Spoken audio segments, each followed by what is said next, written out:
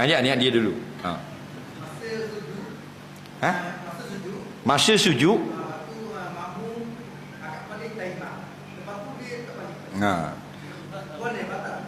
Okey. Tak kira lah berlaku di mana-mana pun.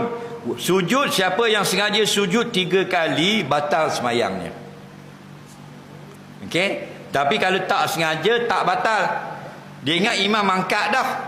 Imam tak angkat lagi, wajib letak balik. Okey. Tapi nak angkat, nak tengok. Beranalah imam lama kan dia angkat tengok. Sujud pun dah. Menambah rukun, batal semayang. Faham lagi? Okey. Tapi kalau tak sengaja tak apa. Ataupun memang bergegar, rumah tu bergegar, kepala dia jadi terakak 8 kali. Contoh rumah lama semayang, jenis papan latar, faham? Papan latar. Faham? Anak duk main depan kau. Ni papan latar, ayah semayang sujud atas latar, atas papan kau, faham? Anak dia naik atas robot terjun atas papan yang sama. Jadi ayah tengok sujud, faham?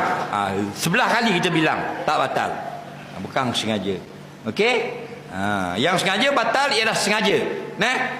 Sujud dah berasa panas sini seming ni. Akaah bukan ni sujud sikit, batal. Sujud dah berasa pedih ada macam ke batu ke. Akaah bukan ni pula, batal.